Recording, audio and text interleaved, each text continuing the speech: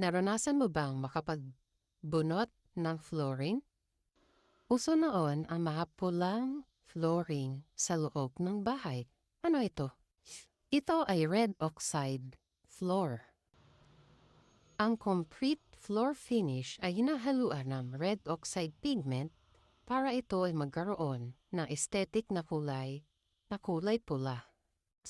Ito ay madalas ginagamit sa mga interior floorings ng bahay, mga gusali katulad ng paaralan, government offices.